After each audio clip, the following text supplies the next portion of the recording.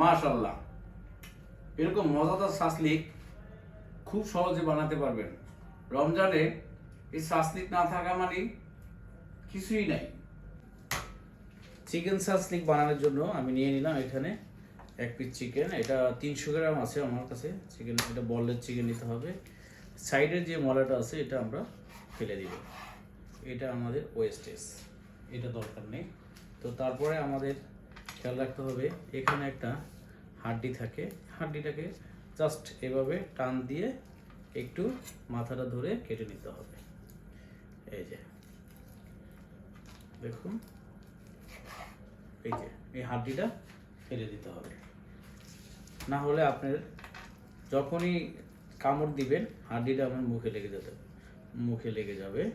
তো এখানে দেখেন এটা হলো আন্ডারগার্ড, এটাকে আমরা 2 টুকরো করে নেব জাস্ট এইভাবে। তারপরে আমরা এইভাবে 3টা ভাগ করে নেব, 3টা ভাগ করে ছোট্ট ছোট্ট করে কিউব করে নিব। কিউবটা দেখেন, এভাবে আমি চিকেনটাকে কেটে নিয়েছি। দেখুন এভাবে কিউব করে কেটে নিতে হবে। এখন আমাদের ম্যারিনেশনের পালা। ম্যারিনেট করার জন্য আমাদের প্রথমে দিতে হবে আদা রসুন পেস্ট 1 চা চামচ, স্বাদ অনুযায়ী লবণটা একটু কম দিতে হবে। লবণটা আমাদের যে এখানে আমরা ইউজ করবো হলো যে আপনার ওয়েস্টার সসে একটু লবণ থাকে, সয়া সসে লবণ থাকে, এটা দেখে দিতে হবে। দিয়ে দিলাম 1 চা চামচ ওয়েস্টার সস আর 1 চা চামচ সয়া সস। তারপরে আমি এখানে দিয়ে দিব হোয়াইট পেপার। তারপরে আমি এখানে দিয়ে দিব সামান্য একটু চিনি দিয়ে দিলাম। তো চামচ বললে আর কি হবে না, সামান্য, দেখতেই পাচ্ছেন।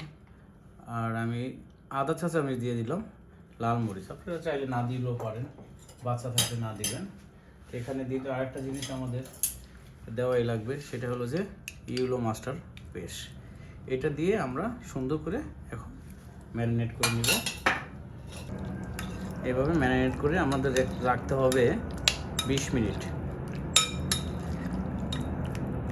হয়ে গেল 20 মিনিট আমরা এইভাবে রেখে দিব।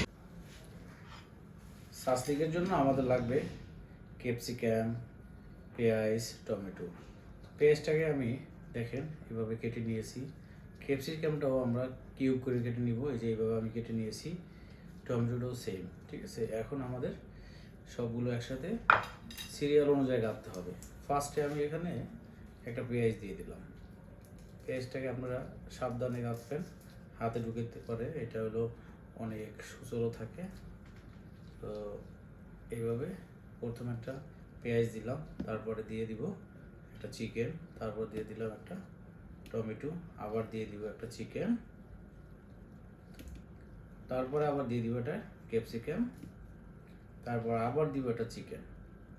এইভাবে সিরিয়াল করে আপনার কাটতে হবে। তারপর আমি এখানে দিয়ে দিচ্ছি আর 1 পিস টমেটো, এই যে। তারপর আর একটা দিতে হবে আমাদের চিকেন। লাস্ট 2 মাথায় দিয়ে দিলাম আমি 2টা পেঁয়াজ। এতে করে কি হবে, পেঁয়াজটি একটু হার্ড থাকে, আর এটা খোলার কোনো চান্স থাকবে না। দেখেন কিভাবে গেঁথেছি, জাস্ট এইভাবে গেঁথে নেবেন। দেখেন আমি এইভাবে গেঁথে নিয়েছি, আপনারা এইভাবে গেঁথে নেবেন সবগুলি। আমার এখানে 300 গ্রাম আমার 4টা সাসলিক হয়েছে। হ্যাঁ, আমি এখন আপনাদেরকে এটা ফ্রাই করে দেখাবো। একটু ফ্রাই করতে হবে, সতে করতে হবে। চলুন একটু ফ্রাই করে দেখাচ্ছি। নিয়ে নিলাম একটা ফ্রাই প্যান, দিয়ে দিব একটু সামান্য তেল। তারপরে আমি দিয়ে দিব আমাদের সাসলিকগুলো।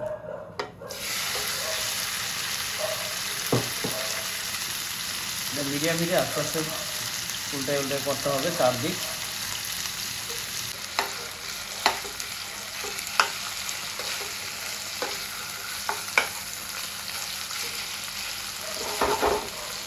আমার সাসলিকটা হয়ে গেছে। এইভাবে লাল করে ভেজে উঠিয়ে নিয়ে একটা সস দিব আমরা এখানে। একটু চেঞ্জ করে দিচ্ছি, এই যে পাত্রটা আছে এই পাত্র থেকে আমরা একটু সস করে দিব।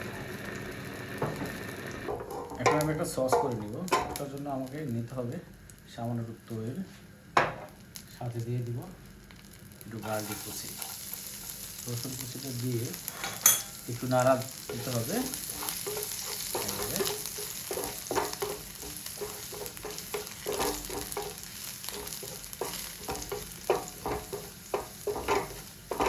একটু লাল হলেই আমরা একটা দিয়ে দিব টমেটো কুচি।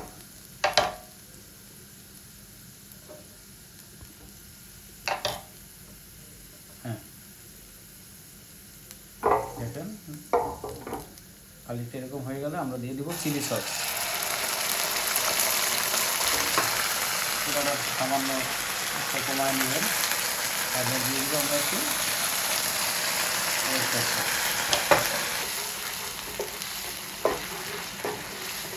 চিলি সসটা ওয়েস্টার সসটা ব্যবহার করে আমি দিয়ে দিব একটু ব্ল্যাক পেপার ক্রাশ।